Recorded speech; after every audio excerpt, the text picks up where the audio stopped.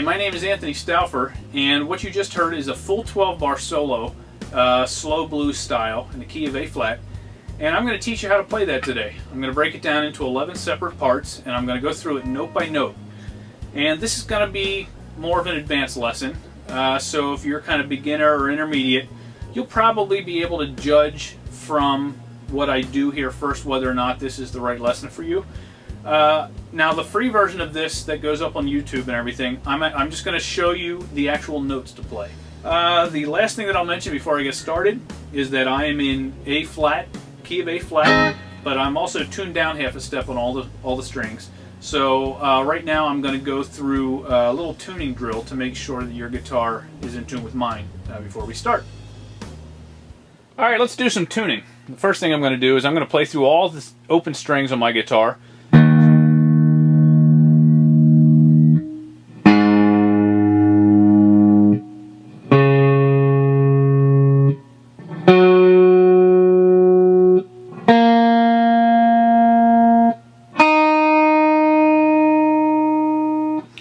And so you can rewind that and play it over again to make sure your strings are all tuned up.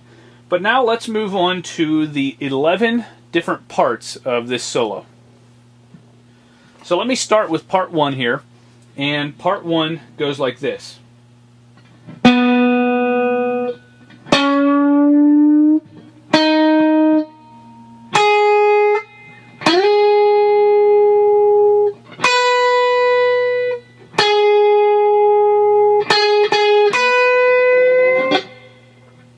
That takes us to part 2, which starts with a big wide Albert King bend, followed up by a half a bend here,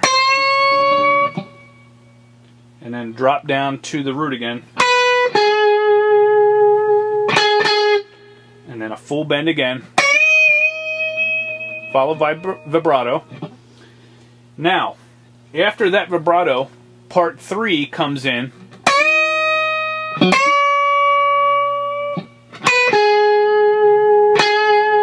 And the end of part 3, we just start going.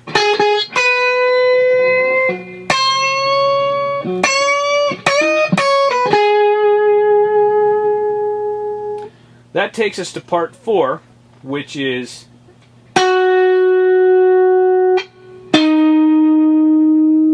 slide in a bend here.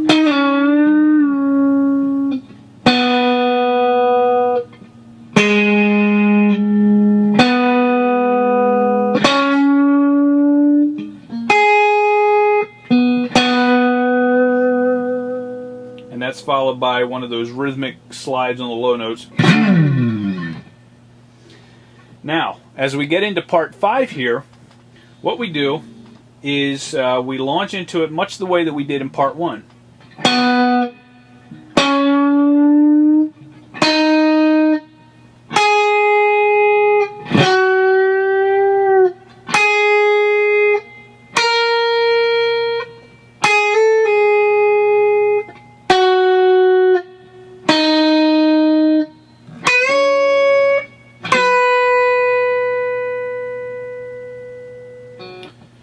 Now, let's go on to part 6. Part 6 is a little bit longer, and it's all played very fast, but I'm going to go through the notes separately here.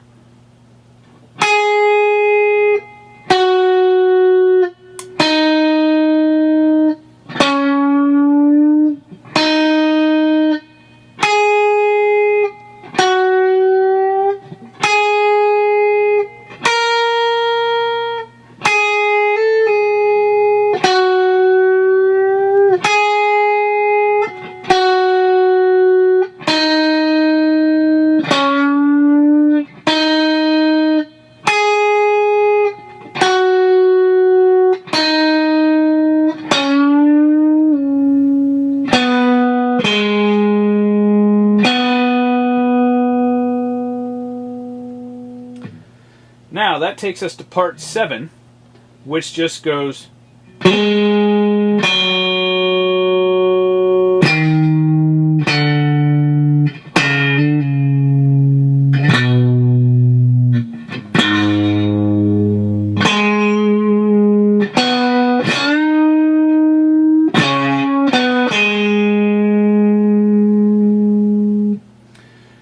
And that takes us to part 8 here. Now we're getting closer to the end here, but as we launch into part 8, we start on the root note down here.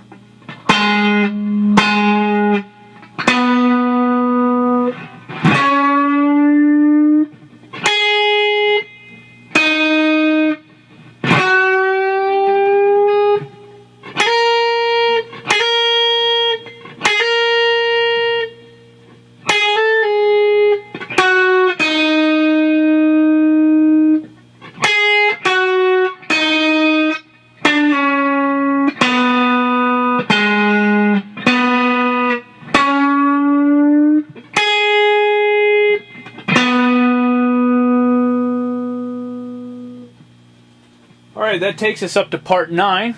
We're almost done. Part 9 just goes... then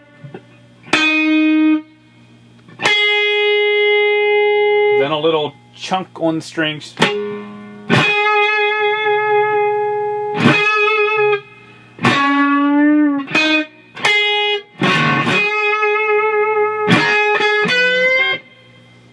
And then part 10 comes in.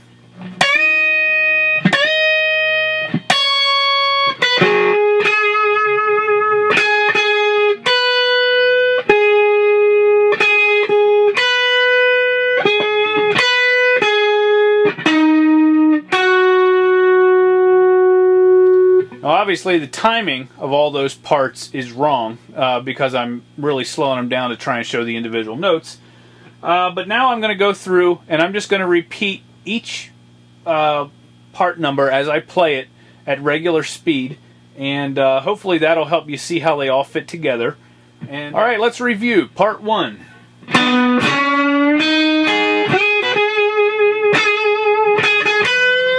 Part 2.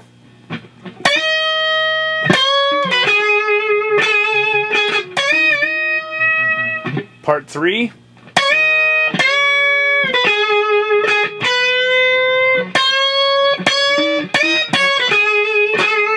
Part 4. Part 5.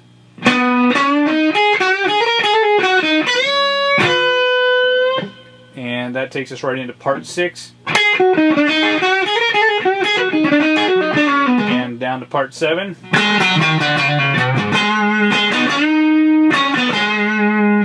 And that takes us into part 8.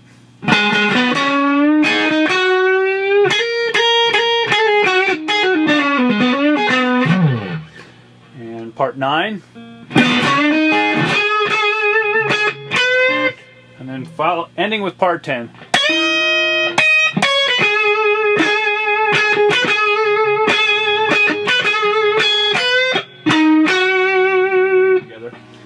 So that's going to be the end of the free part of this lesson. But if you want more instruction on kind of the finer points of how to actually put this together and make sure that you're getting the bends just right and stuff like that, head over to steviesnacks.com and pick up the full version. It'll come with tablature.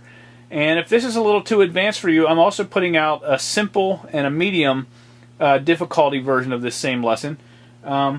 But if you're a real do-it-yourselfer, what I've shown you here should get you on your way and hopefully teach you some new licks that you can use in other solos as well. Thanks for watching. Let's get into some of the finer points about what makes some of these individual parts sound the way that they do. The first thing right off the bat is the first 3 notes of part 1. That first bend right there, even though it's simple, you can't take it for granted, because if you're not careful, you'll start to hear the bend come back down. So what you got to do to stop that is catch it with your palm. Also make sure you're barring these 2 notes with your index finger so that when it snaps back down, it catches on your fingertip there. That way you're right in position to follow through with a picking motion. Now, what happens at this point is we slide up into box 2 that I've talked about, which I call the Albert King box. Now the picking pattern, as you kind of hammer on the root note here with vibrato. So when you slide in here,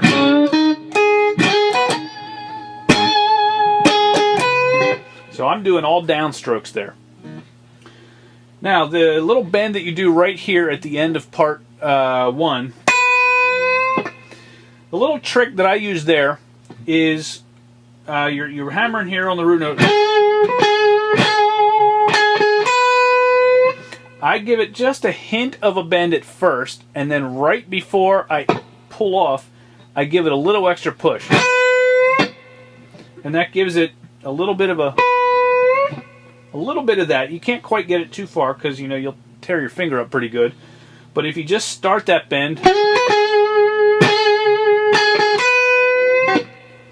and again you let the thing slip off your finger, kind of the same way that you did on this opening bend. It eventually just the friction, just take enough friction off to let that through, just like this, and then the meat of your finger there catches it. Now, when you get into part 2 here, it's very critical that the first bend be a complete bend.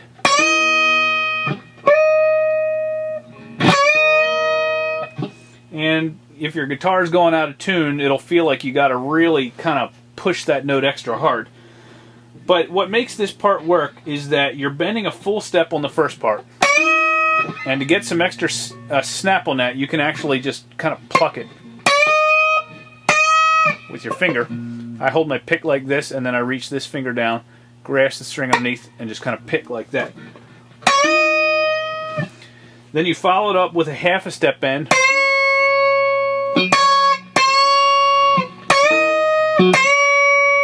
You gotta be careful not to go too far with that,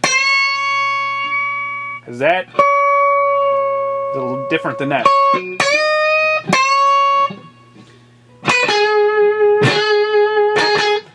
Now, as you end part 2 here,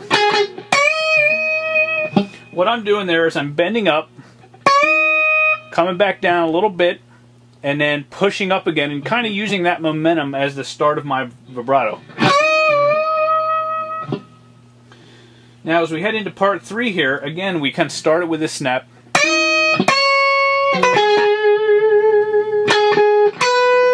Now, this is tricky here because when you start these bends, you want that to kind of be going at a certain pace here. And then you reset a little bit. And then go a little bit higher. And when you finish the second bend here, you should be a little bit shy of this note.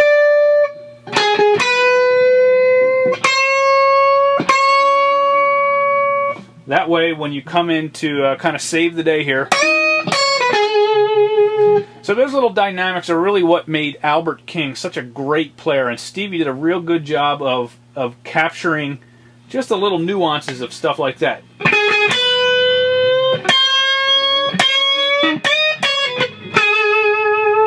So it's kind of like these are building.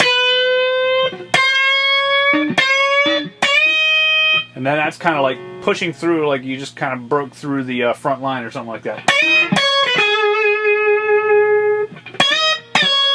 And on that note there, I'm bending all the way up. And it's key to start the bend all the way down. Now when you're doing these incremental bends, especially on the second one, you don't quite bring it down the whole way. But on this one, start all the way from the bottom, let it come back down. Now, we get into part 4.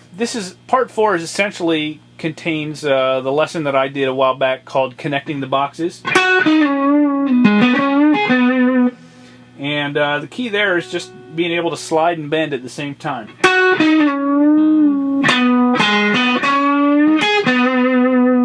The timing is pretty critical too.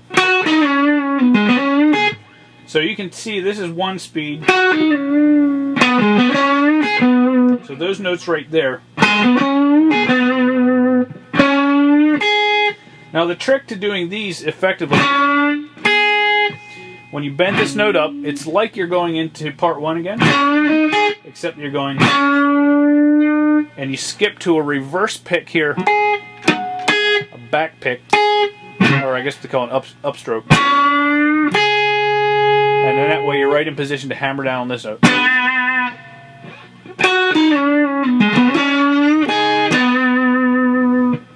Alright, so that takes us through part 4. Now, one little detail that I didn't mention before. At the end of part 4, you can kind of use that as an extra note on the end of the riff. Because that fills in the blank between part 4 and part 5. You can also do that between part 1 and part 2.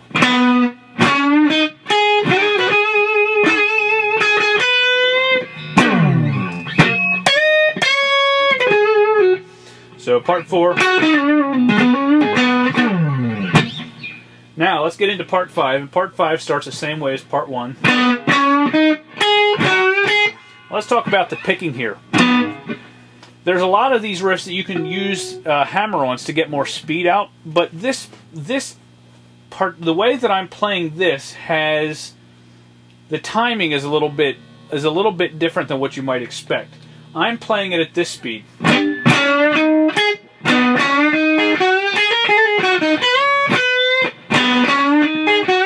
So I'm kind of being lazy on this bend. And then I'm kind of catching up right at the end.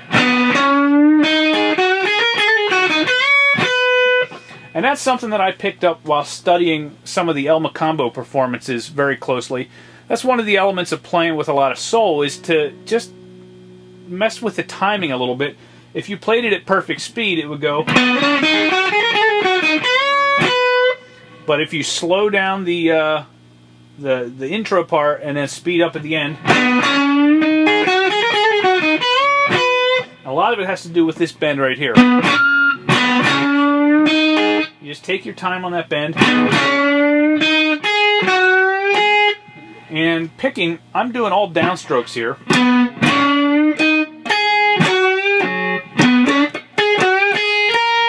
Except when I get to that note, I back pick. Then I downstroke on this. And I also am picking on that note too. Whereas sometimes you can do, and you can use the hammer on there, but in order to get the maximum impact here, I'm doing. And then you get up here to these notes, and you can actually pluck those again with your fingers to get more sting.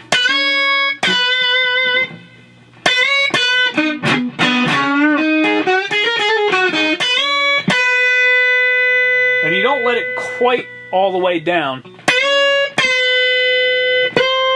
It's a few cents sharp. Alright, now, part 5 is kind of back to back with part 6 here.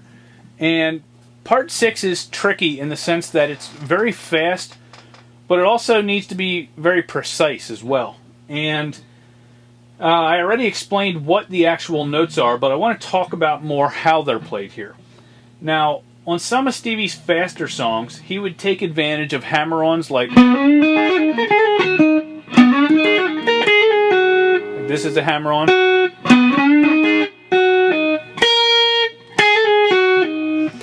But I noticed that in some of his songs he had a much, like when I play something at full speed that way, these notes are kind of weak. And I noticed in some of his songs, depending on the tempo, those notes sounded a lot stronger. And when I listened closely, I discovered he was actually picking those notes.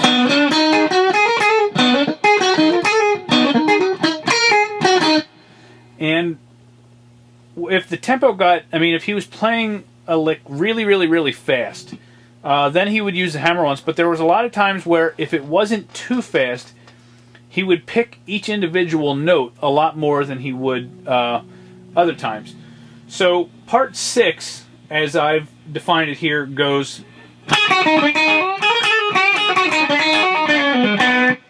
And you can hear I'm getting a lot of attack on each note.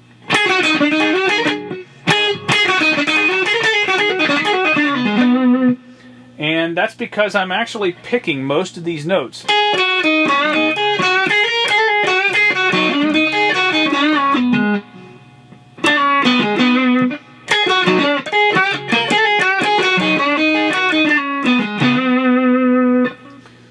a lot of...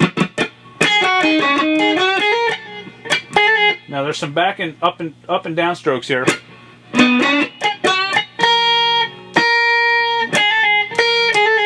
So upstroke on this, downstroke, downstrokes again.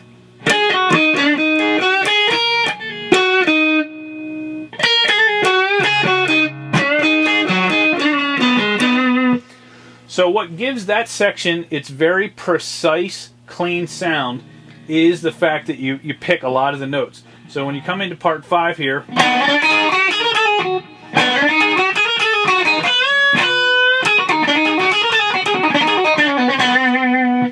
that sharpness of the notes comes from actually picking them instead of using hammer-ons. That's something that takes a little bit until you get it, but your picking hand develops a lot of speed when you actually force yourself to start picking all those notes. Alright, that takes us down to part 7 here. Part 7, you actually lead into part 7 with a little hammer on here.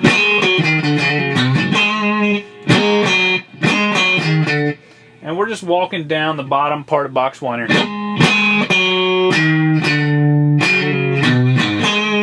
So the timing's a little weird.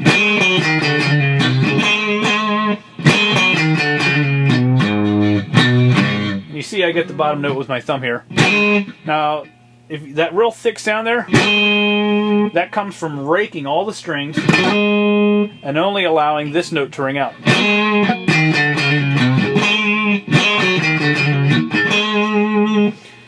And for this particular solo, I threw in a little kind of response here, which is just like just an octave down here. You could also make it a little bit more interesting. Alright, so that takes us up to part 8 here. Now as we launch into part 8 here, this is at the point of the 12-bar sequence where it's going up to the 5 here.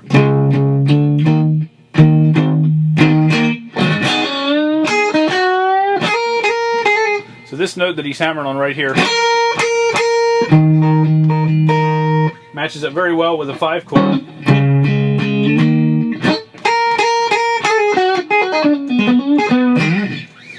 Alright, so the trick to getting the right sound in part 8 here is you got an upstroke right here. Right before you hit that bend there. And you can actually catch that note on the upstroke.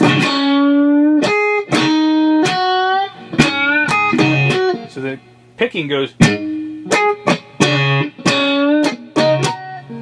me see if I can get my picking hand in here.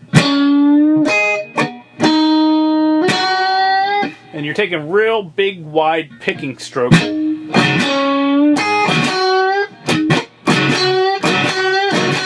So you're really raking the strings there. And then he launches into this here. And then the ending has a lot of the same elements as parts 5 and 6.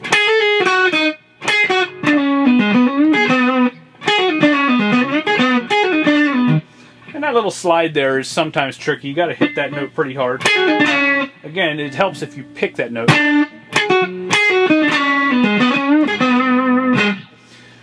Alright, and then let's talk about closing this out here with part 9. Well, the other thing, I got to mention this. At the end of part 8,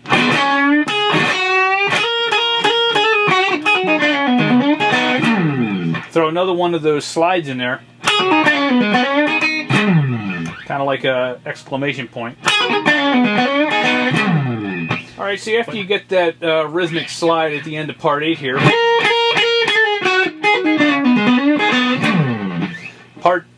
Part 9 comes in real quick here. So let's talk about what you do there. There, you're just doing the 3 note, but you got an upstroke in between the and the. So that's key to remember there.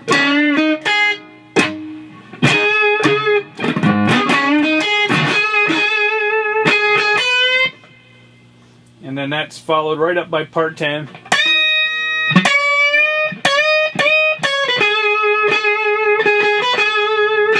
Now, what's tricky about part 10 here is that the speed of this vibrato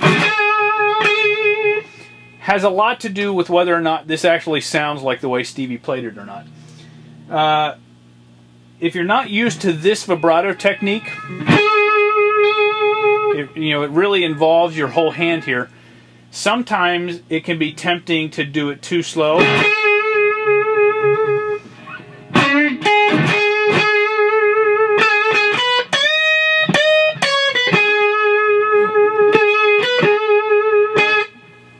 And I've also heard people play it, sounds a little bit like when somebody's singing and they're real nervous and they got a real fast vibrato.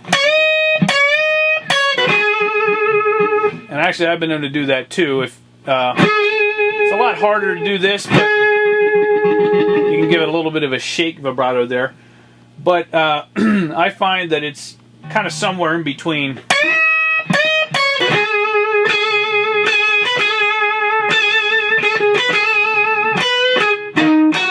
And that little ending part there, you give a little bit of a twist there.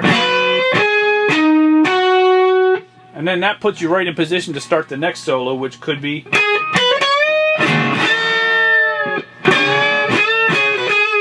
Or something else like that. So I think that's pretty much like all the finer points of playing this solo. Take a look at the tab to get the exact notes. I hope I didn't skip over those too fast. But the little pointers that I've pointed out here and there, like the rakes and the being careful with those bends, not to let them come back down. If you don't notice those things by default right now, just keep at it, because as the notes become more and more familiar, your mind kind of starts looking for other things to do, and it'll start noticing things like that. So it's all about training your ear and training your mind to actually hear the little details there. Alright, so that ends this full 12-bar slow blues solo.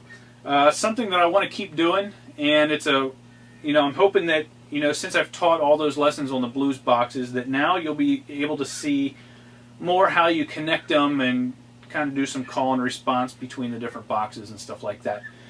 So, just want to encourage you, if this is a little bit beyond you, just take it one step at a time, and if you get to some notes that you can't quite pick up, I mean, we've all gone through that kind of thing. So, I mean, don't let that frustrate you. Just pick out what you can and just keep hammering away at it. And you've got the tab now, the tablature, so you can pick out notes from there too. So until next time, I hope this lesson is a real way for you to kind of take your playing to the next level.